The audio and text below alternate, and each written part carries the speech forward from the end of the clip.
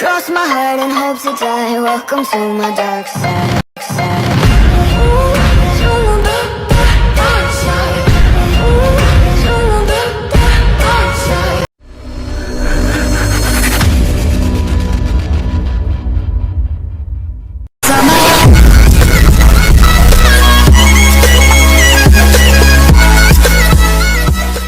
Nagsimula ang kwento sa 500 taon na ang nakalipas, isang kakaibang pag-ulan ng mga meteor ang dumadaan sa kalawakan at bumuo ng isang napakalaking itim na butas. Parang mga bituin na naglulupad, walang bilang na mga halimaw ang lumabas mula dito. At binansagan ng tao ang mga ito ng pangalang, masamang mga espiritu.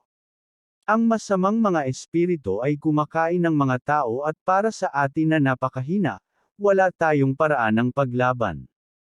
Ang mga natirang tao ay napilitang magtatag ng maraming lugar ng kaligtasan. At sa gayon, nagsimula ang digmaan laban sa masamang mga espiritu. Hindi nagtagal, in-extract ng mga tao ang espesyal na sangkap mula sa masamang mga espiritu.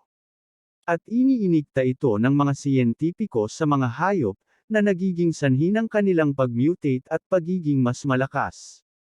Ang mga tao na may malakas na espiritual na kapangyarihan ay maaaring makipagkasundo sa mga itinamad na hayop upang gawing mga espiritu na kasama. Bilang resulta, isang bagong trabaho ang sumiklab, ang Spirit Master. Sila ang bagong pag-asa ng sangkatauhan sa pakikipaglaban-laban sa masamang mga espiritu. At bilang isang nilalang na kayang labanan ang masamang mga espiritu at protektahan ang sangkatauhan, mataas ang pagtingin sa mga Spirit Master sa lahat ng dako. At pagkatapos nga ay makikita natin ang isang aso na kinakagat ng isang spirit pet at tinatawag ng amo ang aso niya na 205 ng pangalan ng aso na kinakagat ng isang spirit pet, habang ang amo ay tinatapakan ng isang paa na parang basura wika ng tinatapakan na Joey bitawan niyo ang kanyang aso. Sambit ni Joey na habang tinatapakan niya ang ating bida na si Ye Chenxing wika niya na laging mong tandaan na kami ay pagbibigyan mo ng kasiyahan para babujin ka araw-araw para naman may silbi ka pa na buhay pa ka sa mundong ito. Wika ni Joey na sa ngayong pagkakataon kukunin ko ang buhay ng iyong aso ngunit sa susunod kukunin ko ang iyong buhay sambit ng dalawang kasama ni Joey na si Ye Chenxing ay talagang walang silbi iniisip ba niyang maging Spirit Master sa pagdadala ng isang husky para sa isang taong hindi pa makapagtayo ng kasunduan talagang siya ang pinakawalang kwenta sa mga walang kwentang tao. At hindi napigilan ni Ye Chenxing ang kanyang galit na sabi niya sa kanila na Joey ang lahat ng ito ay pagbabayaran niyo rin balang araw na papatayin ko kayong lahat ng walang awa, at napatawa naman si Joey sa narinig kay Ye Chenxing sa mga pinagsasabi niya wika niya na papatayin mo ako kung ganun magagawa mo ba iyon kailan pag namatay ka na at mumultuhin mo ako nagpapatawa ka ba hindi iyon mangyayari magpakailanman. At naging demonyo na nga ang pagmamoko ni Joey na gusto nang patayin si Ye Chenxing dahil tutuperin na niya ang paghihiganti ni Ye Chenxing sa kanya na multuhin siya pag namatay na siya habang tinapakan niya ulit si Ye Chenxing, at susuguri na si Ye Chenxing ng pet spirit ni Joey. Ngunit natigil sila nang narinig nila ang boses na tumigil na sila sa ginagawa nila na pangbubuli kay Ye Chenxing. Ang nagsasalita pala ay isang babaeng napakaganda sinabihan sila na napatay niyo na ang kanyang alagang aso at pinagbagbag niyo na si Ye Chenxing, at tiningnan lang niya ang tatlo ng walang takot sambit niya na anuman ang mangyari. Siya pa rin ay aking kapatid na bunso sa pangalan kaya't huwag mo siyang gawing mahirap para sa akin. At habang dumaan siya sa tatlo ng walang pakialam sinabihan siya ni Joey na sige alang-alang sa'yo Senior Roxy pala ang pangalan ng babae kaya tatawagan natin siya sa pangalan niya at sabi ulit ni Joey na sige pababayaan ko na lang muna ang taong basurang ito. At sinabihan si Ye Chenxing ni Roxy na bakit mo ginagawa ito ngayon sa mundong ito ay nagbago na ang isang katulad mo na isang normal lamang na tao ay hindi na magtatagal sa mundong ito kung kakalabanin mo ang Spirit Master habang nakayakap pa rin ang ating bida sa kanyang alagang aso na si 205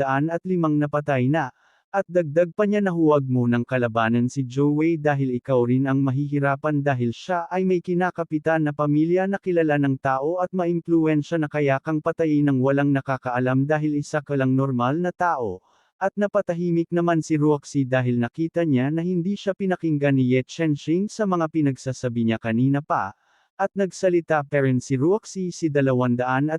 ay patay na Ye Chenxing, wag ka nang malungkot dahil isa lamang itong normal na aso, ngunit sinabihan siya na Lin Roxy, wag mo na akong pakalmayan dahil isa ka ng Spirit Master, hindi mo maiintindihan ang nararamdaman ko dahil hindi tayo magkatulad. Habang umiiyak si Ye Chenxing, pinapangako niya na maging Spirit Master siya balang araw. Kapag nangyari iyon ay magpapalakas ako hanggang maabot ang tugatog na kapangyarihan na lumakas para lampasan ang lahat ng tao at nang mamaliit sa akin. Habang gumagawa na si Ye Chenxing sa libingan ni 205,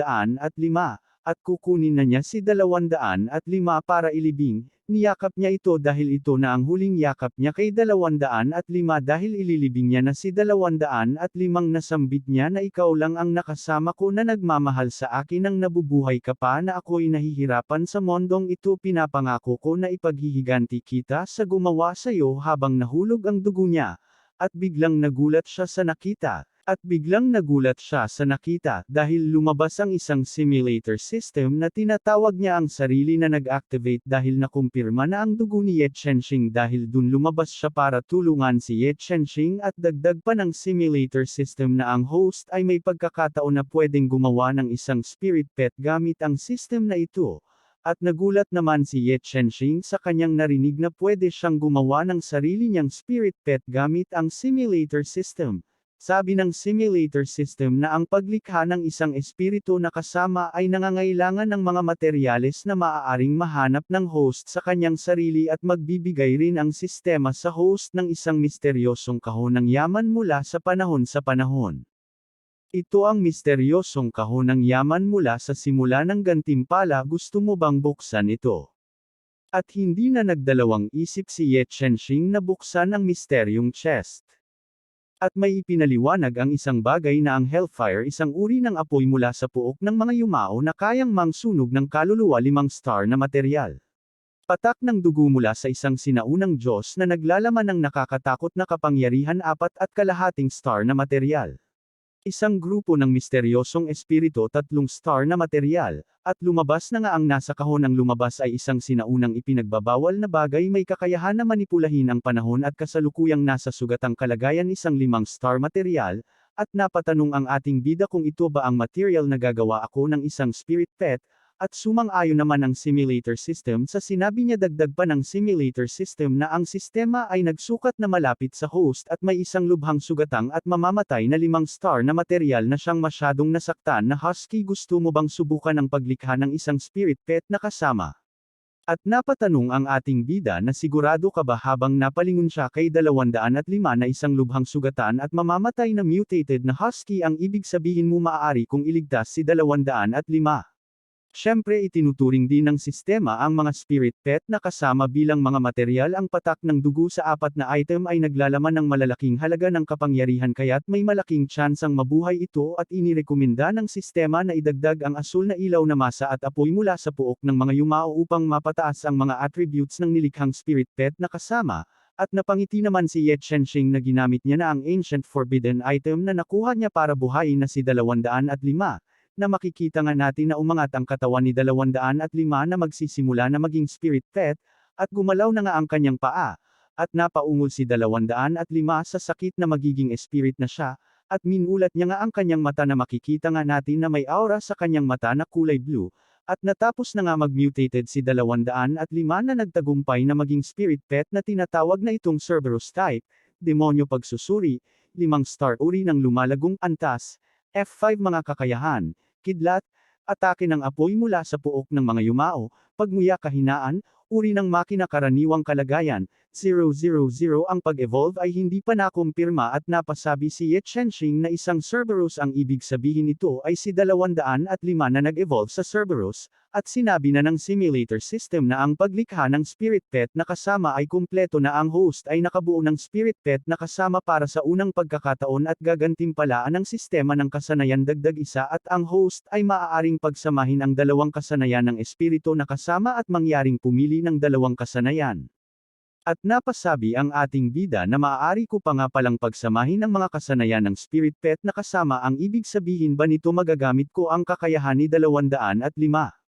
At pinili na nga ni Ye Chenxing ang kanyang skill na Nether Fire Streak and Shock, at sinabi ng simulator system na ang Soul Shock, bumabagsak ng kuryente na nakatarget na hindi higit sa 2 antas sa iyo at naaapektuhan ang kanilang lakas sa laban, at ang Nether Fire Strike, tumatawag ng apoy mula sa puok ng mga yumao upang atakihin ang maaring magdulot ng pisikal at kaluluwa ang pinsala. Ang kasanayan ng espiritu na kasama ay matibay na nagiging katibayan. At naramdaman naman na ni Ye Chenxing ang kapangyarihan na pumapasok sa kanyang katawan, na sabi niya na parang puno ng lakas ang aking nararamdaman at hindi na kailangan ng 205 na gawin ang anuman. Parang kayang-kaya ko na talunin ang isang spirit pet na kasama ng rango F ng mag-isa. At muli na naman sinabi ng simulator system kay Ye Chenxing na aking host mangyaring pumirma ng kasunduan magkasama ang spirit pet na si 205 para mapagmamay-ari niya na si Cerberus talaga si 205. At naalala na nga ni Ye Chenxing ang lahat na dinanas niya na hanggang pagkabata, at ngayon na minamaliit siya ng lahat ng tao na tinitingnan siya ng isang parang basura lang sa kanilang tingin, at lagi niyang tinatanong ang sarili niya maging pitmaster ba siya dati. At sinabihan siya ng simulator system na aking host, huwag ka nang mag-alala, at ang pakikipagkasundo sa mga espiritu na kasama na nilikha ng sistema ay may 100% tagumpay na tsansa, at kinagat na ni Ye Chenxing ang kanyang daliri para lumabas ang dugo para matagumpay na ang makipagsundo kay 205, at ninalagay na nga niya sa noo ni 205 at nagsisimula na magliwanag. At nagtagumpay na nga ang paggawa ng kontrata kay 205 na magiging sa kanya na ito, at binati na siya ng simulator system na nagtagumpay na ang paggawa ng pakikipagsundo kay 205, at tinawag si Ye Chenxing ni 205 master, at nagulat naman ang ating bida dahil pwede niya nang makausap si 205. At nagpasalamat siya dahil nagkasama muli sila ni 205 dahil maaari na silang magkausap gamit ang pagka-communicate sa isa't isa. At sinabihan niya si 205, maaari mo bang bumalik sa iyong orihinal na anyo, bagaman ang iyong anyo ngayon ay talagang Aztec, madali itong matakot ang ibang mga tao sa iyo. At nawala si 205 sa harapan ni Ye Chenxing, na makikita nga natin si 205 na naging normal na aso lang ito, at napahanga naman si Ye Chenxing sa nakita kay 205 dahil hindi na ito mapapasin ng mga tao na naging spirit pet na ito. At dagdag pa niya na hindi lang makakapagdulot ka ng kaguluhan sa mga katunggali, magiging parang lobo ka na nagtataglay ng balat ng tupa. Mula ngayon wala nang sino mang maglalakas loob na hamakin tayo muli na parang basura dahil ibabalik natin ang ginawa nila sa atin. Bukas ipapaubaya ko sa mga taong sumakit sa iyo at pagbabayaran nila ang kanilang ginawa sa atin, na basura lang ang tingin nila sa atin, kay babaliktayin natin ang mundo nila bukas. At may nagsisigaw sa building na bakit ka pa bumalik ng ganitong oras, saan ka na naman nagpunta? Ang pinagsasabihan pala ay ang ating bida na si Ye Chenxing na matagal nakauwi, at sabi ulit ng kanyang pangalawang ina na bakit marumi ang mga damit mo, sabi ko na sayo noon hindi kita bibilhan ng bago ng damit dahil wala kang silbi sa pamilya na ito, at baka mas mabuti pang pumunta ka na lang sa paaralan ng nakahubad sa susunod.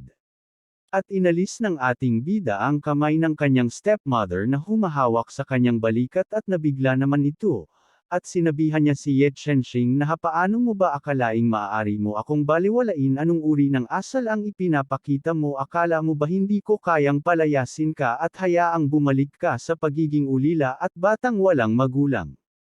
At pinagsisigawan na nga niya si Ye Chenxing ng kung ano-ano na masasakit na salita. At natigil naman ang ating bida sa mga naririnig sa kanyang stepmother na sambit ka na ulila, kaya bumalik tayo sa kanyang nakaraang bata na pinag-aapi siya ng kanyang sariling stepmother na tinuturing niyang pamilya nang siya ay 5 taon at isang aksidente ang nagdulot sa akin ng pinsalang pang-isipan at ang aking mga magulang ay misteryosong nawala sa nasabing aksidente at pagkatapos kong mag-ayos ako'y ipinadala sa isang ampunan.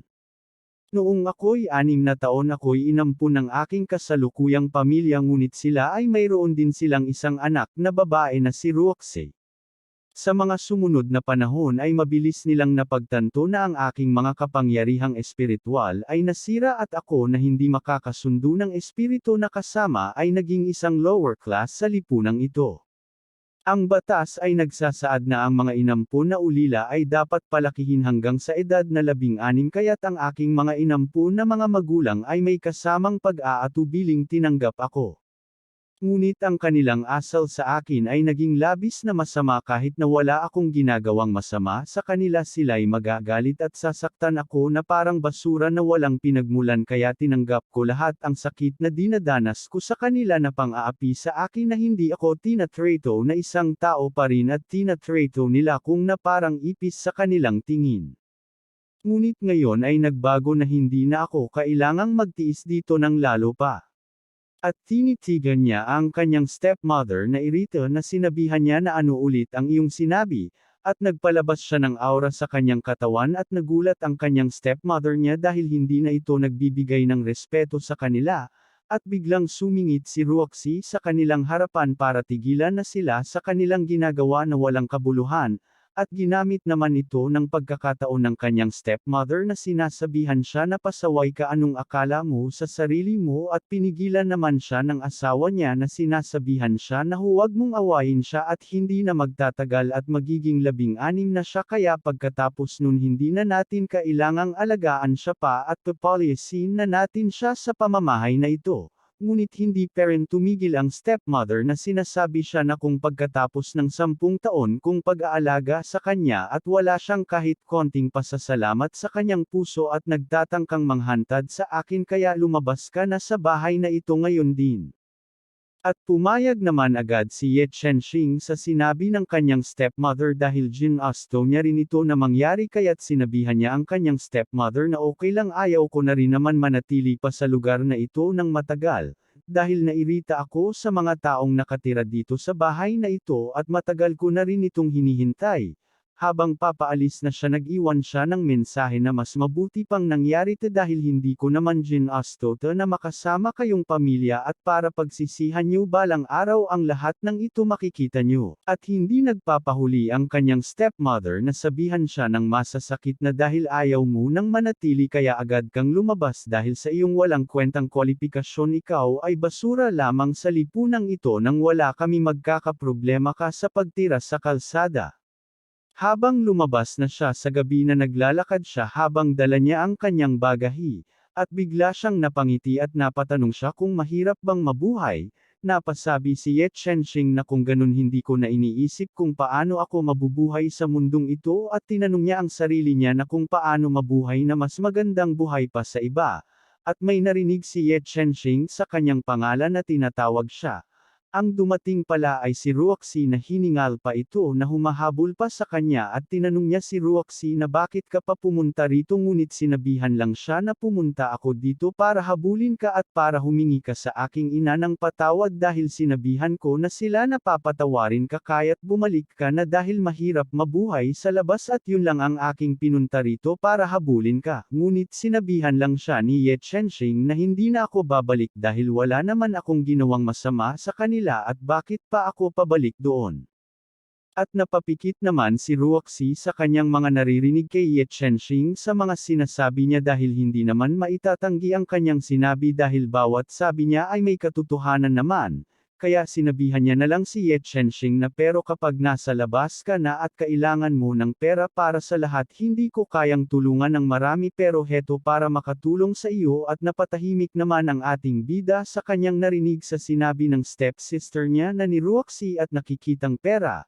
At na-touch naman ng bida natin kay Roxy na sambit niya sa isip na kahit na sa pangalan lamang siya ang aking kapatid, siya ang tanging hindi ng api sa akin, ang pagtawanan ako ng lahat dahil sa hindi ko pagiging espiritong kasama at hindi niya ako masyadong inalagaan, pero hindi rin siya sumama sa mga nang-aapi sa akin. At tinanggap naman ito ng ating bida at sinabihan niya si Roxy na ituturing ko ito bilang perang inutang ko sa iyo, kaya ibabalik ko ito sa susunod. At sumang-ayon naman si Roxy, na makikita nga natin na ang apartment building, at sinabi ng tao na, kitang-kita hindi masama diba, at singilin kita ng 2,000 kada buwan at ang taong kasama mo sa kwarto napakagandang babae pa. Bagaman siya'y misteryoso at madalas siyang wala sa bahay at masama ang kanyang asal, at pinapaalala ng taba na kahit anong mangyari huwag kang mapadpad sa maling kwarto, sa gabi kundi baka mapatay ka. At nabigla naman ang ating bida sa sinabi ng malaki ang tiyan at napasabi siya sa kanyang isip na malamang ikaw lang ang gumagawa nun, at lumipas ang 2 araw ay makita natin ang isang paaralan. At tinawag ni Joey ang ating bida na isang gabi pa lang pero lahat ng sugat mo ay gumaling na at hindi na masama ang iyong kakayahan sa paggaling dahil masisiyahan na naman kami ngayong araw. Ye Chenxing, patay na ba ang peking espiritu na kasama mo na si 205 at kaya bakit ka pa pumapasok sa paaralan ngayon araw? At napasabi ang ating bida sa kanyang isip na halos hahanapin na kita pero hindi ko inakalang nasa harap mismo ng pinto ko kaagad. Habang nagkalapit sila at tinitingnan nila ang isa't isa, at tinitigan ni Joey si Ye Chenxing na may binabalak, at pinagmumura niya si Ye Chenxing dahil hindi ito sumasagot at sinabihan niya ito na habang tinaas niya ang kamay niya, bakit ngayon hindi mo pa binababa ang iyong ulo para magbigay ng respeto sa akin, ngunit sinibayan siya ni Ye Chenxing ang kanyang kamay para paluhudan. At naging baliktad ang sitwasyon niya dahil naunahan siyang hawakan ng ating bida na pinapaluhad siya na parang asong ulol, at napasigaw siya na ikaw putang ina ka, pumapalag ka na ngayon sa akin, at sinabi ng ating bida na ano lumalaban ngayon, ipapakita ko sa iyo kung paano lumalaban ang isang basura at ipis na tinatapakan na ibabalik ko sa iyo kung ano ang ibig sabihin nun. At dinurog na nga ng ating bida ang kamay ni Joey nang walang kahirap-hirap. At naramdaman naman ito ni Joey ang sakit ng paghihiganti ni Ye Chenxing sa kanya, at napasigaw na nga siya ng sobrang sakit na habang hinahawakan niya ang bali niyang kamay, at hindi pa nakontento ang ating bida sa ginawa niya at bigla niya itong sinipa ng malakas patungo sa dibdib, at natilapon si Joey sa sipa ni Ye Chenxing ng malakas. Sinabihan niya si Joey na ito'y simula pa lamang at unti-unti ko ibabalik sa iyo ang ginawa mo sa akin, at napasabi ang mga kaklase ng ating bida na nasambit nila na Ye Chenxing ba iyon, papaano siya biglang naging ganap na mabangis ngayon, ano ang dahilan sa kanyang pagbabago, ang hindi kagalingan na si Ye Chenxing ay talagang nakatalo kay Joey. At sinabihan siya ni Joey si Ye Chenxing na ikaw na basura ka, paano mo ako inahas at pakakainin kita ng pang-regret dahil hindi ka namatay kahapon, hayop ka. At pinalabas na ni Joey ang kanyang spirit pet na si Iron Wolf, at nagsimula nang lumabas ang spirit pet ni Joey na si Iron Wolf, at nang makalabas na nga ito ay may antas ito na espiritu na kasama, Ironback Wolf. Uri, laban. Pagsusuri, kalahati bituin. Antas, F3. Mga kakayahan, kuko, kagat, Ironback impact. Kahinaan, uri ng lumilipad, uri ng multo, ang tiyan ang pinakamahina sa kanya. Karaniwang kalagayan. Landas ng pag-unlad, at napasabi siya sa isip na ito ay 1.5 bituin lamang at hindi ito maituturing kahit kititing sa aking 5 bituin na espiritu na kasama. At dagdag pa niya na pagkatapos pagsamahin ang mga kasanayan ni 205 at kaya ko na bang makipaglaban sa mga F3 na espiritu na kasama. Habang galit na si Joey sa ating bida, sinabihan niya na ang kanyang spirit pet na si Iron Wolf na sige patayin mo na siya ng walang awa, at sumugod na nga ang spirit pet ni Joey patungo na kay Ye Chenxing. At dito muna matatapos ang ating recap para may aabangan na naman kayo sa sunod nating video, kaya kung nagustuhan mo ito at kung bago ka pa lang sa YouTube channel ko, mag-subscribe ka na kung gusto mo pa ng kasunod at mag-like and share and comment kung gusto mo pa ng kasunod nito. Maraming salamat. na makikita nga natin na naglalaway ang Ironback Wolf habang patungo na sa ating bida at hindi naman kinabahan si Ye Chenxing na susunbagan na siya ng Ironback Wolf, at napangiti siya na may nagre-react sa kanyang mata, at nag-iba naman ang mata niya na tinatawag na eye shock na kayang hindi pagalawin ang anumang bagay na bubuhay sa mundo. Sa madaling salita, para kang na-paralyze na hindi makagalaw ng hindi mo alam, at hindi na nga makagalaw ang Ironback Wolf patungo sa ating bida dahil ginamitan siya ng skill na eye shock, na makikita nga natin ito na tumigil sa ere ang spirit pit ni Joey na si Ironback Wolf, at napangiti ang ating bida dahil gumana ito nang hindi niya inasahan, kaya hindi na pinalampas pa ni Ye Chenxing ang pagkakataon para ponteryahin ang kahinaan ng Ironback Wolf sa tiyan nito habang sinipa niya ito ng malakas. At tumalsik na nga ito patungo na kay Joey para ibalik ang ginawa niya sa kanya, na makikita nga natin na gulat siya, napasabi siya na putang ina, bakit ganito, paano nangyari iyon, sinipa niya lang ito ng isang tira lang, at naisama na nga siya sa pader ng naitalapon ng Ironback Wolf, at nabigla naman ang mga hayop sa kanilang nakita dahil nagawa ng ating bida na sinipa niyo lang ito ng walang kahirap-hirap at hindi pa rin sila makapaniwala na kung tao pa ba siya dahil sa ginawa ng ating bida, at nasambit na lang ni Joey ang pangalan ni Ye Chenxing. Napatanong siya kung paano nangyari iyon, kaya hindi pa tumigil ang ating bida na inaasar pa niya si Joey na ano nangyari, sinipa ko lang yun ng parang langgam papunta sa iyo at ikaw ay naisali na parang ipis, masakit ba? At sumigaw naman ang babae na dumating na sinasabihan si Joey na tumigil na siya, at lumapit ito na sinabihan niya ulit si Joey na hindi mo pa alam ang paggagamit ng spirit ay pinagbabawal sa loob ng classroom na ito, at nabigla naman si Joey sa dumating na si Xiaoyu. At sinabihan niya si Zia Xiaoyu na wala ka namang pakialam doon dahil hindi ka naman kasali rito, at sinabihan niya si Ironback Wolf na humanda na sa paglalaban ulit, at sinabihan ni Zia Xiaoyu si Joey na napakatanga mo talaga, at tinawag niya na ang kanyang spirit pet na si Huahuo, at nakalabas na nga ang kanyang spirit na sinabihan niya si Joey na huwag mo akong sisihin na kung anong mangyayari sa iyong spirit pet. Ang pangalan pala ng spirit pet ni Zia Xiaoyu na may antas na espiritu na kasama, Fire Spirit Finch. Uri, Erosa Finch lineage. Tipo, apoy. Pagsusuri, 4 na bituin, uri ng lumalagong. Antas, live. Mga kakayahan, Citus Flame Strike, Weninus, Water Types, Kikitiris, Stangaro Condivox. Kahinaan, Water Types. Landas ng pag-unlad, FJ Path, at napahanga ang ating bida sa Fire Spirit ni Zia Xiaoyu na may 4th star, at may sumigaw sa kanila ulit na what the hell of this, ano ang ginagawa niyo sa classroom dito na nagpapalabas kayo ng spirit pits sa loob ng classroom, at nasambit nila na Teacher Jiang. At sinabi ulit ng kanilang Teacher Jiang na iba pinagbabawal ang paggamit ng spirit dito sa loob ng classroom, at sinabihan niya si Zia Xiaoyu, di ba mas alam mo ang patakarang iyon dahil ikaw ay isang class monitor sa classroom na ito. At wala namang masabi si Zia Xiaoyu. At wika ulit ng kanilang teacher na paano kung nasaktan ang mga kaklase niyo, at nagpaliwanag naman si Zia Xiaoyu sa kanyang Teacher Jiang na si Joey ang unang nagpalabas ng spirit pet dito sa classroom na ito, at binalaan ko na siya na, at hindi na niya natuloy ang kanyang sinabi dahil hinampas ng kanyang Teacher Jiang ang lamesa gamit ang stick na dala niya.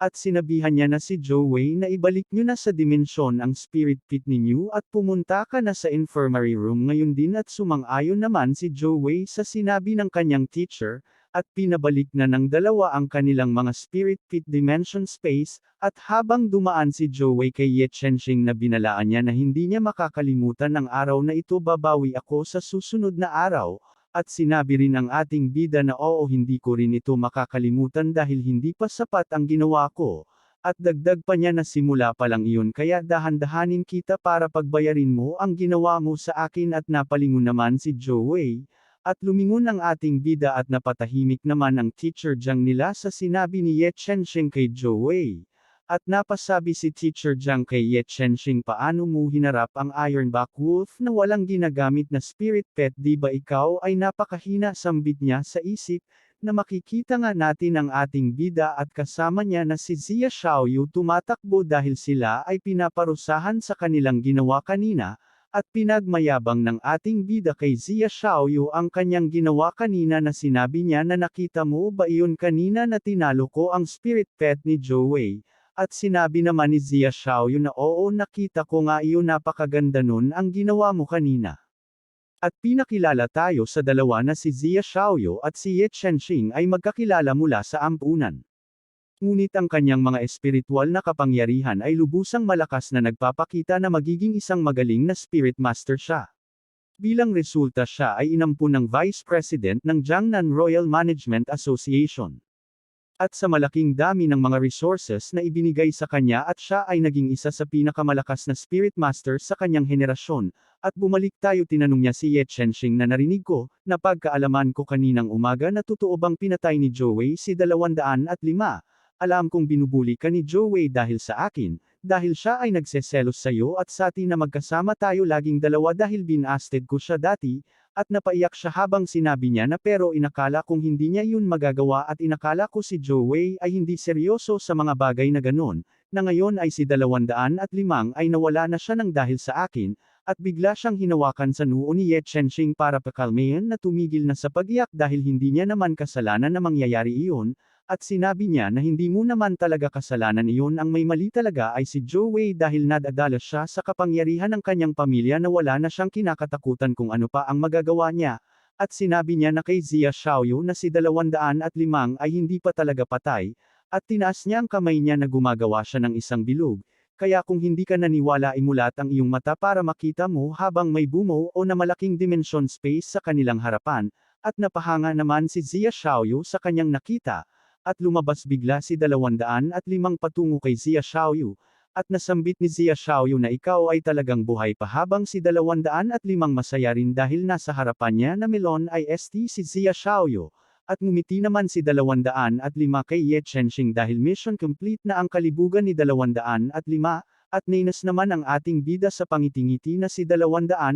dahil sa kalibugan nito ginagamit pa niya ang pagpapakyut na aso para madampi ang mga melon ni Zia Xiaoyu. At napatanong si Zia Xiaoyu kay Ye Chenxing paano nangyari na dumaan si 205 sa gate contract, at napagtanto na ni Zia Xiaoyu kung ano ang ibig sabihin na sambit niya na ang ibig sabihin ay nakipagkasundo ka kay 205 kung ganun ikaw ay naging spirit master na brother Ye Chenxing habang sinasakal niya si 205 at pinagpawisan naman si 205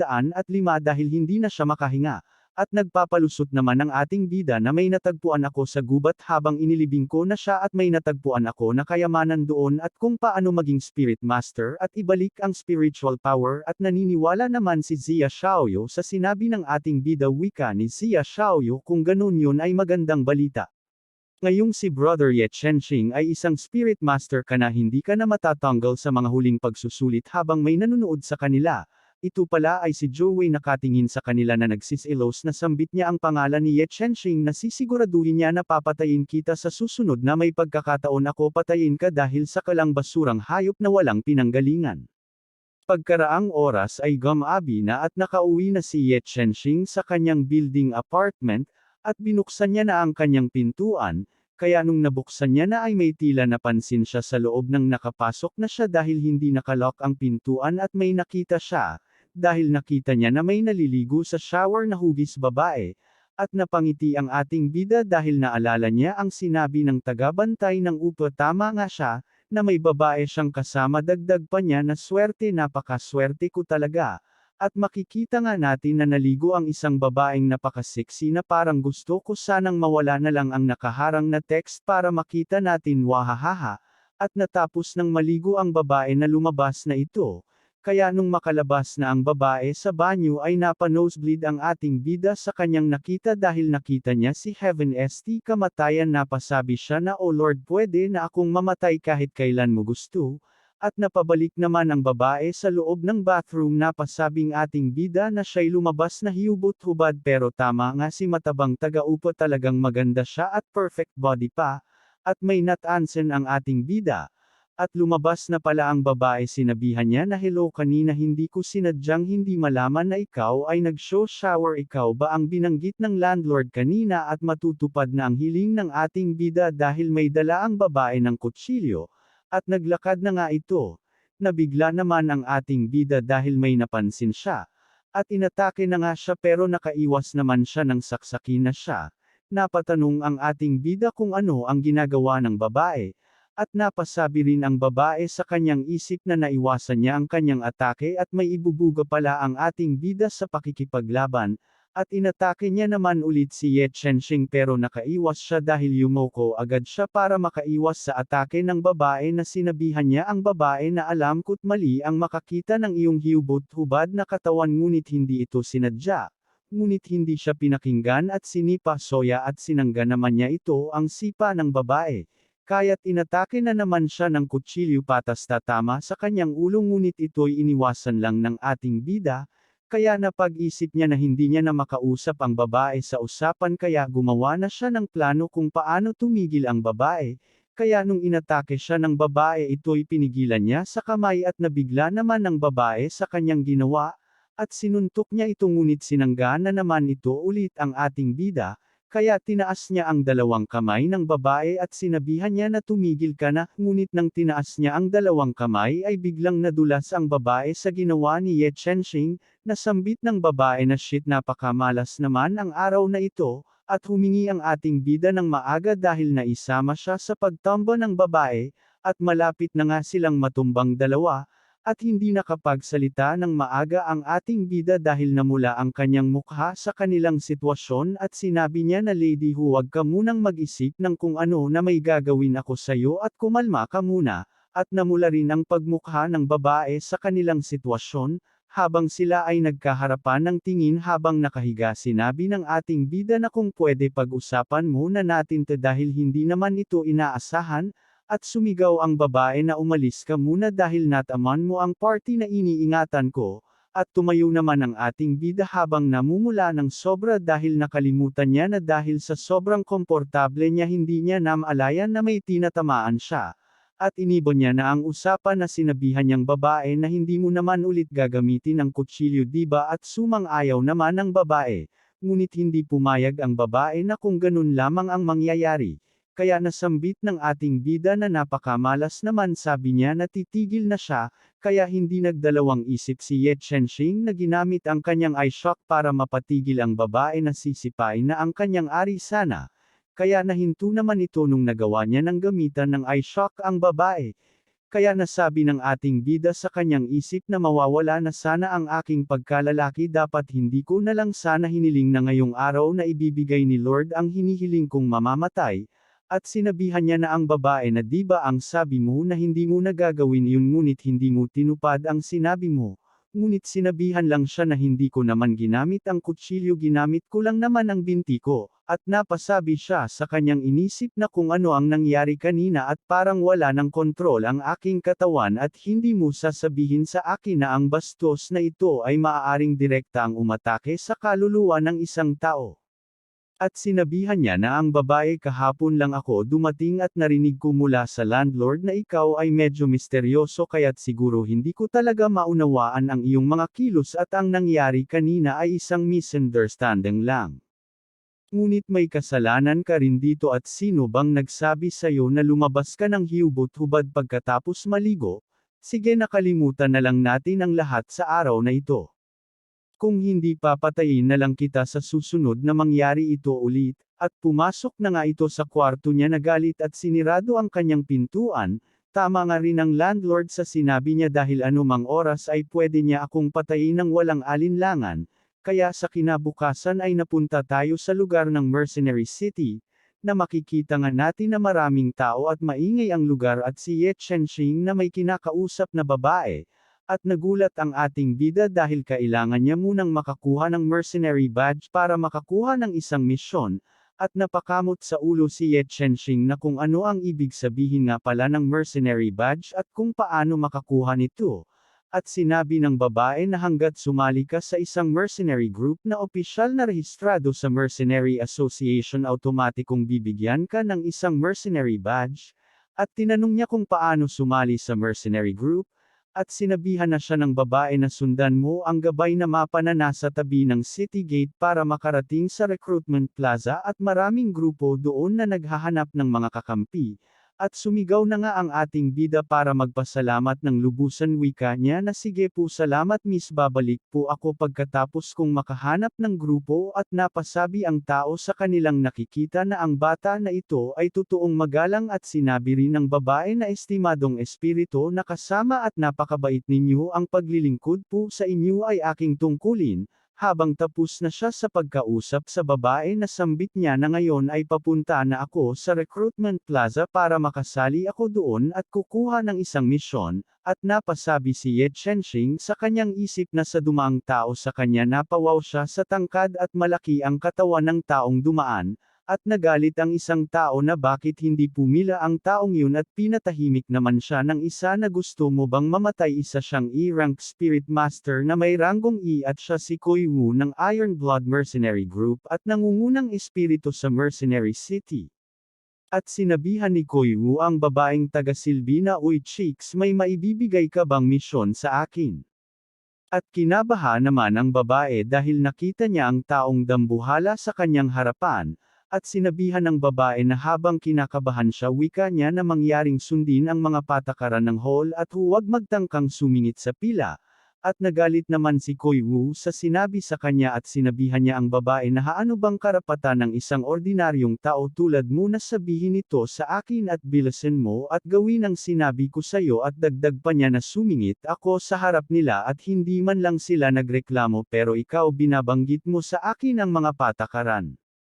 At nanindigan naman ang babae na please sundin niyo na po ang patakaran sa hall mercenary. Sige kung ganun matigas ang ulo mo putang inang langgam ka, habang pasugod na siya nasambit niya na kung hindi mo susundin ang aking sinasabi ngayon kundi papatayin na lang kita na parang ipis, kaya nung patungo na ang kamay ni Koi Wu, ay biglang pinigilan ito ni Ye Chenxing nang walang kahirap-hirap at tinanong naman nito ni Koi Wu si Ye Chenxing na sinong bastardo ka at anong ginagawa mo para sumali sa aking ginagawa at sinabi naman ng ating bida na isang ordinaryo lang akong estudyante na hindi ko gusto ang mga taong binubuli ang mga mahihina. At nagpumiglas si Koi Wu para makawala sa hawak ni Ye Chenxing sa kanya. At pinagpawisan siya dahil hindi niya magawa makawala sa ating bida na sambit niya na paano nangyari ang isang ordinaryong estudyante ay may lakas ng ganitong lakas. At napasabi na nga ang mga tao na holy shit sino ba yang lalaki na yan at paano siya may ganang makipaggulo kay Koi Wu at wala akong kaalam-alam it's my first time seeing him pero tingnan mo ang kanyang edad kakaging spirit master pa lang siya at napatanong sila na anong panahon na ba ngayon at itinatangkang maging isang bayani sa lihim na armas at pagkatapos mang-asar kay Koi Wu siguradong patay na siya. At napamura na nga si Koi Wu na hindi ako pwedeng matalo sa taong to sa harap ng maraming tao. At habang susuntukan na niya si Ye Chenxing sinabi niya na dahil hindi mo alam ang iyong lugar tingin mo gusto mo nang mamatay.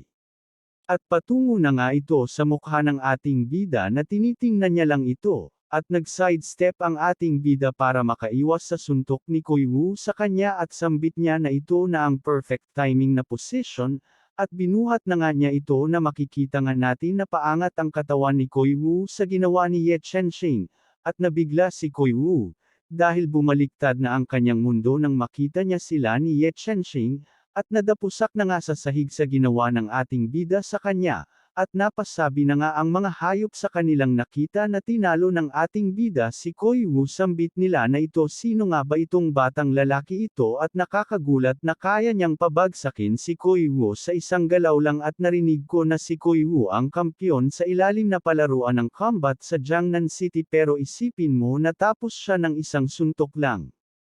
Habang si Koi Wu ay naririnig niya na ang mga pinagsasabi ng mga hayop sa kanya. Kaya napamura na naman siya kay Ye Chenxing dahil sa kakahiyan kaya pumuti na at namumula na ang kanyang mata dahil sa galit na kakahiyan na nangyari sa kanya na nakahiga lamang siya nang walang nagawa, at nagsimula na nga siyang tumayo at sinabi niya na sige Berserk Bear lumabas ka, kaya nang makalabas na ang kanyang spirit feet ay may antas ito na espiritu na kasama, Berserk Black Bear. Uri, laban. Pagsusuri, dalawang bituin. Antas, E3. Mga kakayahan, brutal impact, shock roar, iron claw. Kahinaan, uri ng lumilipad, uri ng multo, ang ilong ang pinakamahina sa kanya. Karaniwang kalagayan. Landas ng pag-unlad, kaya sinabi na ni Koi Wu sa kanyang spirit na si Xiongda na inuutosan niya ito na pagbabayaran ni Ye Chenxing ang ginawa sa kanya nakakahiyan, at napasabi na nga siya sa kanyang isip nang makita niya ang spirit pet ni Koi Wu na Berserk Black Bear ang 2-star espirito na kasama ito'y isang uri ng lakas lamang at hindi madaling pakitunguhan ito. At umungol na nga ang spirit pit ni Koi Wu na ginamit ang skills na shock roar ng malakas, kaya napatikip ang mga tao sa tinga nila dahil sa malakas na ungol ng spirit pit ni Koi Wu na Berserk Black Bear. At napangiti ang ating bida dahil sa lakas ng pag-ungol ng Berserk Black Bear sa kanyang harapan na hindi man lang siya naapektuhan, kaya sinabi niya na dahil tila gusto mong maglaro. Maglalaro rin ako sayo, at nabigla si Koi Wu dahil hindi man lang naapektuhan si Ye Chenxing sa pang-ungol ng Berserk Black Bear niya na sambit niya na ikaw paano mo nakayang hindi kanina ang sigaw ng Berserk Bear ay isang kasanayan na shock.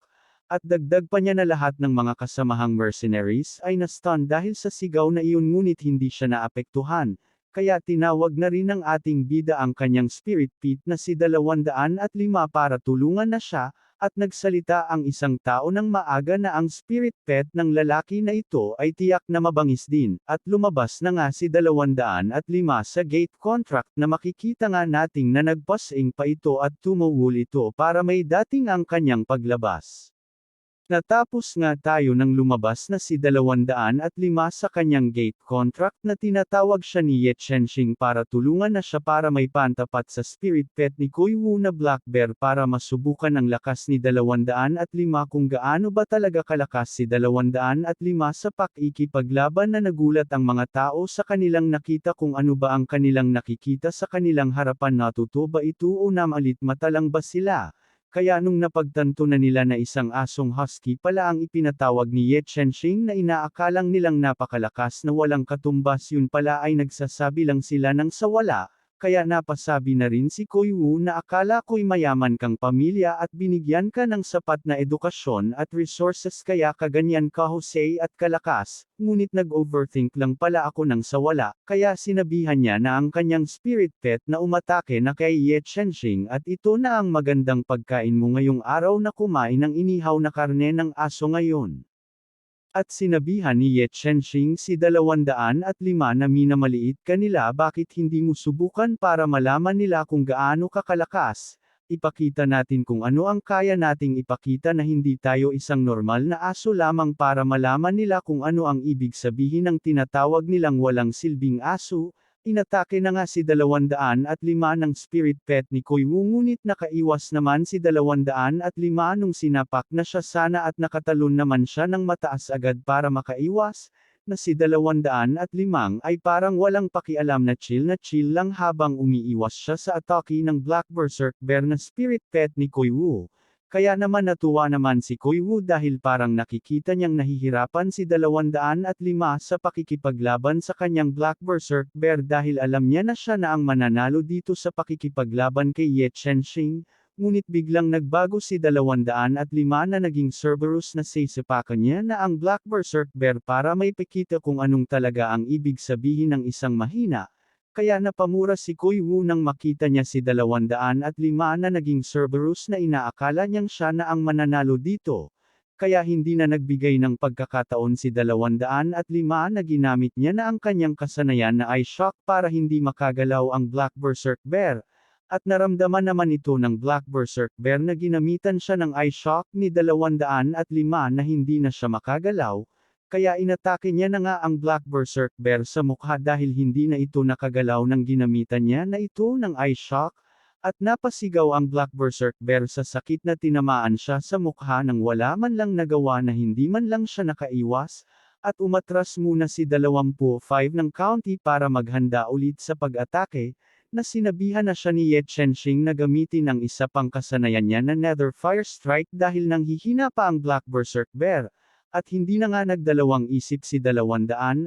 na bagahan ng apoy na Nether Fire Strike dahil hindi pa ito nakagalaw. kaya ninas na ang Black Berserk Bear na naging Berserk mode na nga ito na nang gigihil na siya sa mga pinaggagawa nito 205 sa kanya na wala man lang siyang ginagawa kaya nakawala na siya sa eye shock ni 205 dahil sa galit, at napansin naman ito ni Ye Chenxing na sinabihan niya na si 205 na umiwas at lumayo dahil hindi maganda ang lumapit sa Black Berserk Bear na nag-Berserk mode na ito sa galit dahil para siyang punching bug ni 205, ngunit huli na dahil sinapak na siya ng nagwawala na Black Berserk Bear dahil sa galit na naging Berserk mode na nga ito na wala man lang siyang nagagawa kanina. Kaya bumagsak si 205 sa sapak ng Black Berserk Bear sa kanya na nagmamadali si Ye Chenxing na lumapit na tinatawag niya si 205 na kung okay lang ba ito. Nang makalapit na si Ye Chenxing napasabi siya sa kanyang isip na si 205 ay lubhanang nasaktan dahil sa isang sapak lang ng Black Berserk Bear na nang nag-Berserk mode na ito at sinisisi niya ang kanyang sarili na kasalanan ko dahil kulang ako sa karanasan sa pamumuno at hindi ko dapat sinimulan ang direktang atake sa isang malakas na uri ng spirit pet.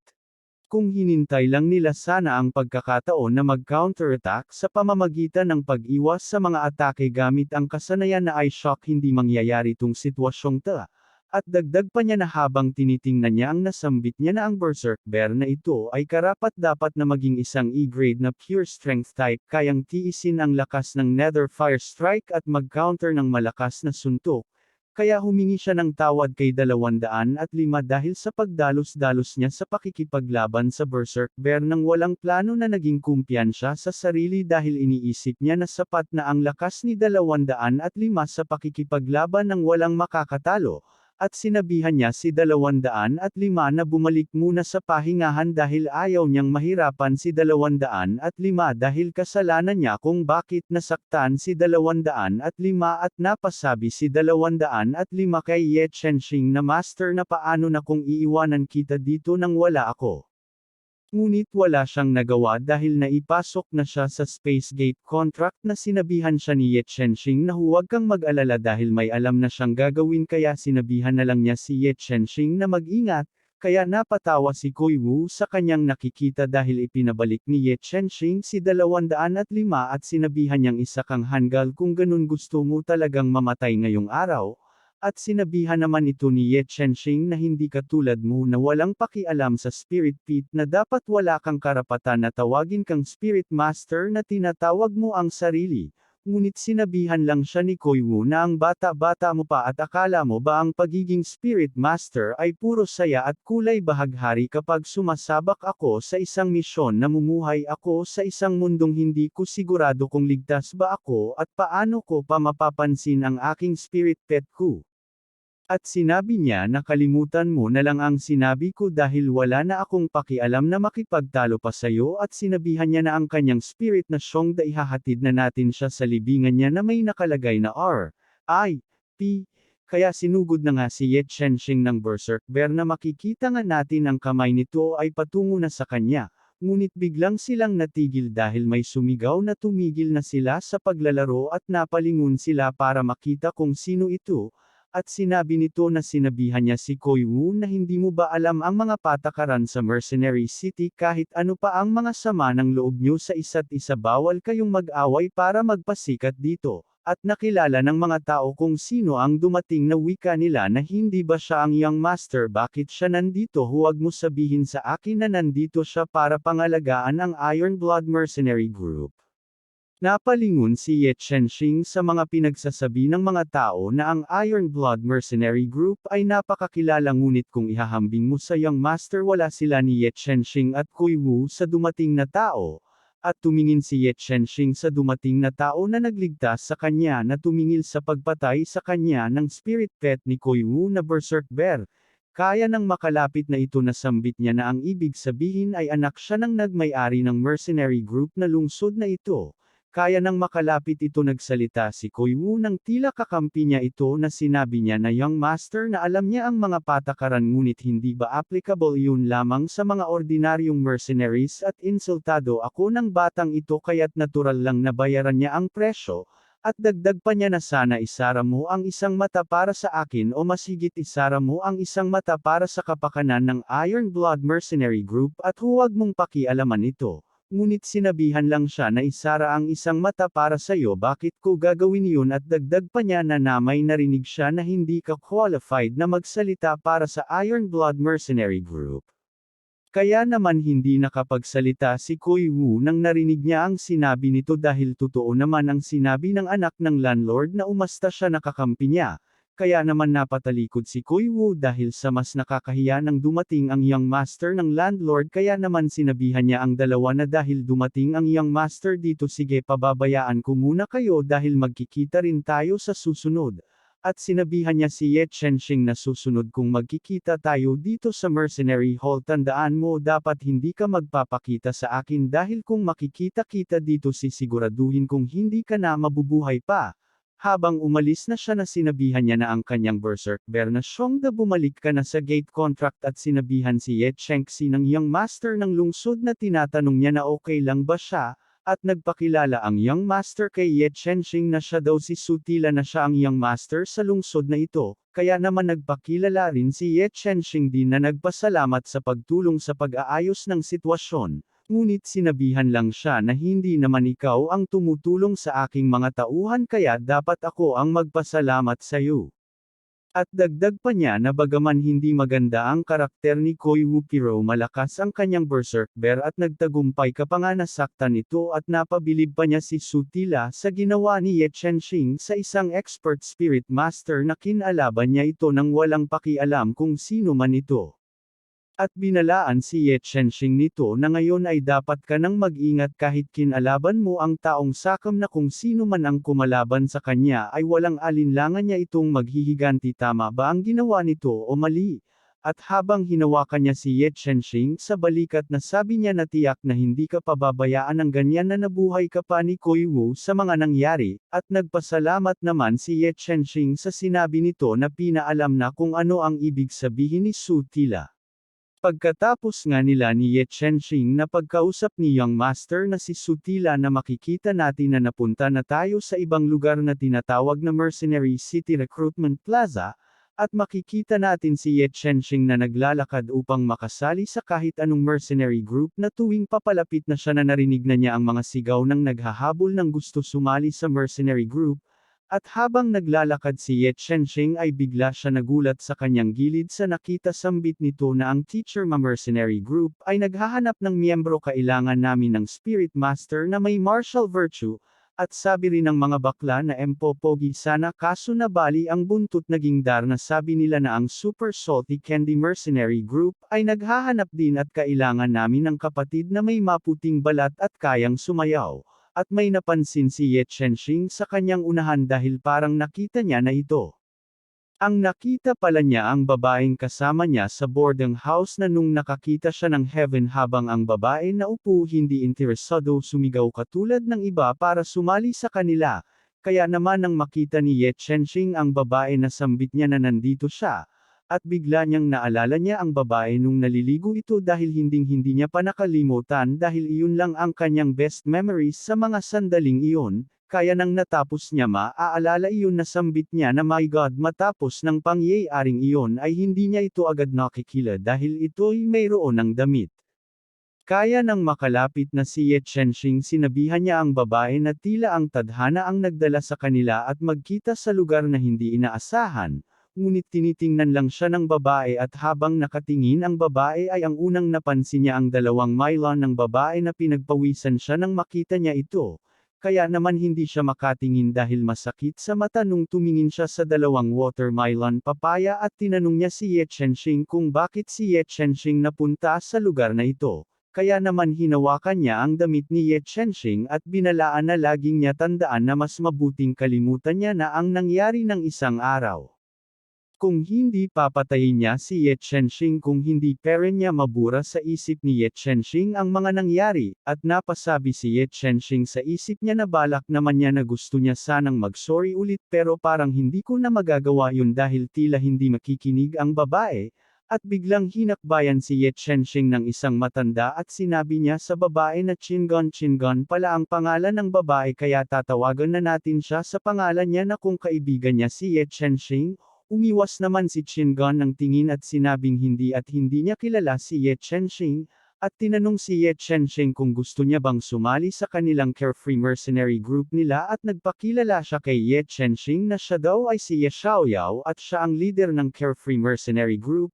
At dinagdag pa niya na habang itinuro niya ang babae na ito'y kaniyang anak na babae na si Ye Chingon ngunit at sa tingin niya na mukhang magkakilala na sila ni Ye Chenxing ni Ye Chingon ngunit tumanggi si Ye Chingon sa sinabi ng kanyang ama habang naiinis ito sa dalawa na nag-ausap.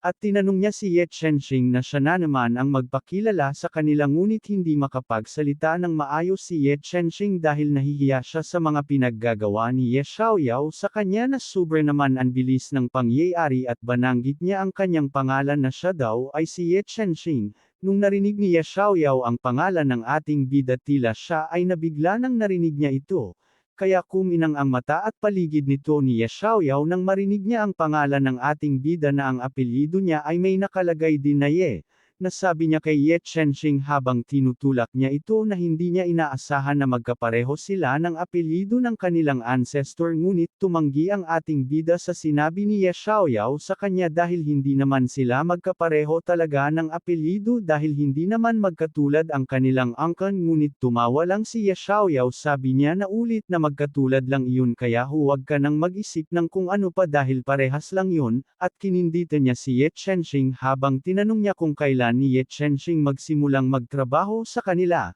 Nabigla naman ang ating bida sa sinabi ni Ye Xiaoyao sa kanya na magtrabaho agad. At pinaupo niya si Ye Chenxing sinabi niya na sige nakalimutan ko kung ano ang kanyang sasabihin at pinaliwanag niya na tinatanggap niya na si Ye Chenxing sa kanilang Carefree Mercenary Group na sumali sa kanila at nagsalita naman si Ye Chingon na ano ang ginagawa ng kanyang ama na ang bilis naman ng pangyayari. Napasabi si Ye Chenxing na empleyado pero hindi niya naman sinabi na gusto niyang sumali sa Carefree Mercenary Group nila.